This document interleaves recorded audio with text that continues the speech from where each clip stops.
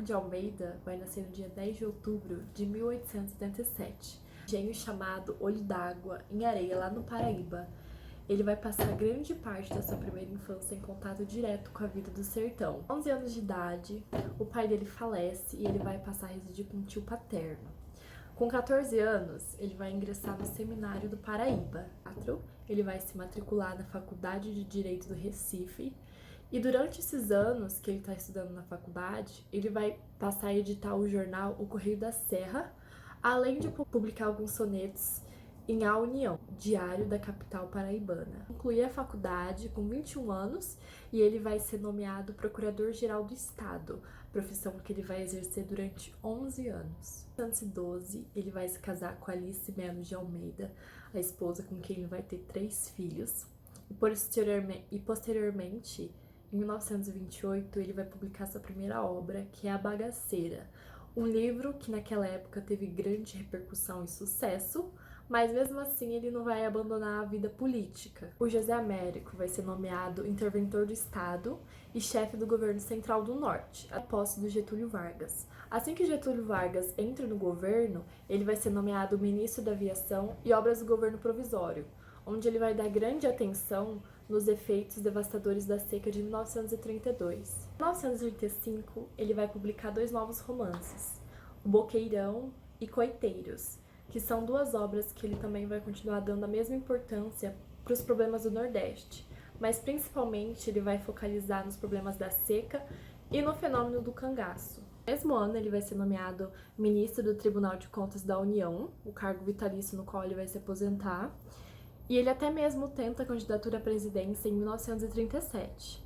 Ele é eleito governador do estado em 1950, mas 3 anos depois ele acaba voltando para o Ministério da Aviação, um cargo que ele só vai deixar após a morte do Getúlio Vargas. José Américo vai acabar participando muito da política brasileira, inclusive ele recebe um convite do Jânio Quadros e do João Goulart para ser representante do Brasil na ONU, mas ele acaba recusando o convite. Em 86, ele vai ser eleito para participar da Academia Brasileira de Letras.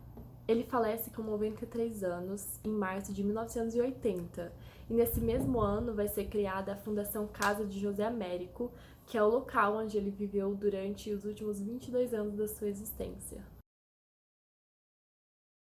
A segunda geração modernista vai ser inaugurada com a publicação da Bagaceira, em 1928, o mesmo ano que vai ser publicado também Macunaíma.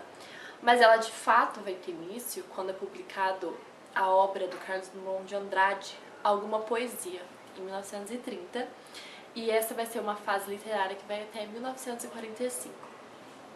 Esse momento literário, ele pode ser também chamado de geração de 30 ou a fase da consolidação, porque vai ser o momento em que os autores vão consolidar os valores que foram propostos na Semana da Arte de 1922, que são aqueles valores de estar quebrando a ruptura, né, com essa produção literária influenciada pelas vanguardas europeias, e vai ser o momento que vai começar a valorização do Brasil e vai surgir as denúncias sociais do que está acontecendo, principalmente no Nordeste brasileiro. As principais características dessa fase foram a influência do realismo e romantismo, uso de versos livres e brancos, temática social, cultural e econômica e valorização da cultura brasileira. Utilizava-se muito pelos autores a temática cotidiana e a linguagem coloquial, e o principal foco da prosa de ficção foram os romances regionalistas urbanos. Os temas mais abordados pelos autores dessa fase eram temas nacionais, sociais e históricos. Essa fase surgiu após um contexto muito conturbado tanto no Brasil quanto no mundo. Em 1929, teve a crise de Nova York, e isso fez com que muitos países entrassem numa crise econômica, social e política, e com isso surgiu muitos governos autoritários na Europa, o que levou ao início da Segunda Guerra Mundial, que foi de 1930 até 1945.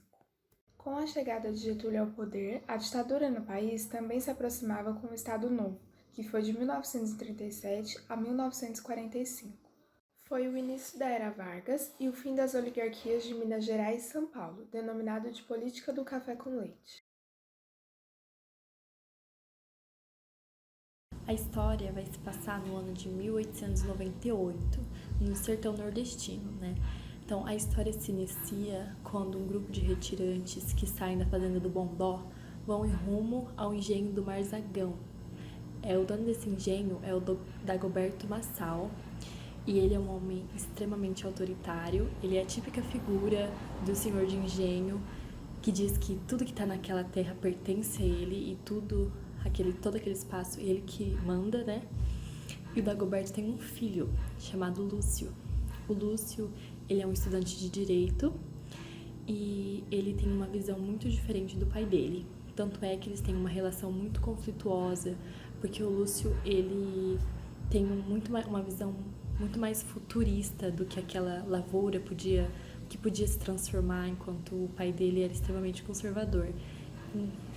E quando esse grupo de retirantes chegam ao engenho, devido à seca devastadora que atinge a região dos brejos, eles acolhem, né, os trabalhadores, porque para os sertanejos as secas eram uma valorização da safra, né? Porque eles se aproveitavam daquelas pessoas que estavam em extrema pobreza e precisavam trabalhar para ter o que comer, né?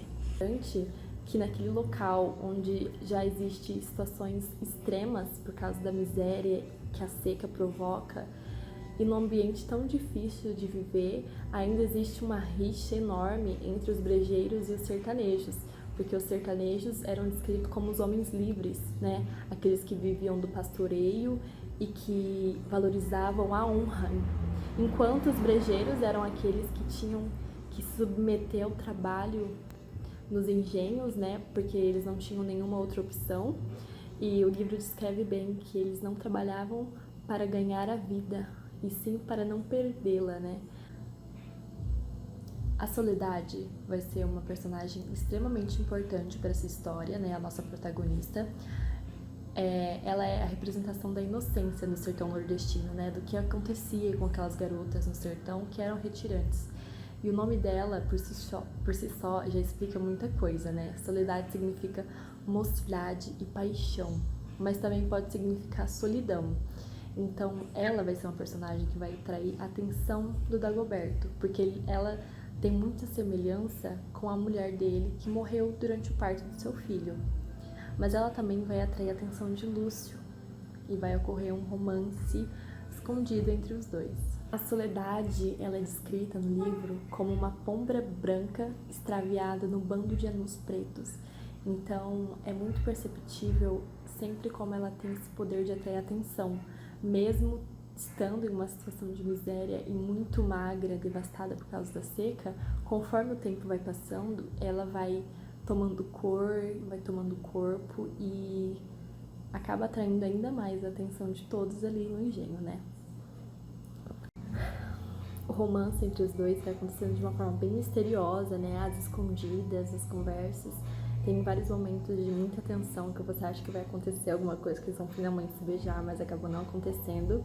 E é muito curioso a hipocrisia que existia ali, que tem um momento que as lavadeiras estão no rio lavando roupa e elas começam a comentar, né? Criticam como o Valentim, o pai da Soledade, deixava uma moça ficar em um romance com um menino. E é muito curioso, porque tem um momento que o livro cita, né, o que acontecia de verdade com as garotas no sertão. Eu vou ler esse trecho aqui que eu achei muito interessante. Que o estômago exigia o sacrifício de todo o organismo, até nas suas partes mais melindrosas. Tudo era vendido pela hora da morte. Só a virgindade se mercantejava a preço baixo. Meninas impúberes, com os corpinhos conspurcados, deitavam-se a elas nos fundos das bodegas por um rabo de bacalhau ou um broto duro. É muito difícil ver essa realidade que até hoje acontece, né, com as garotas no sertão.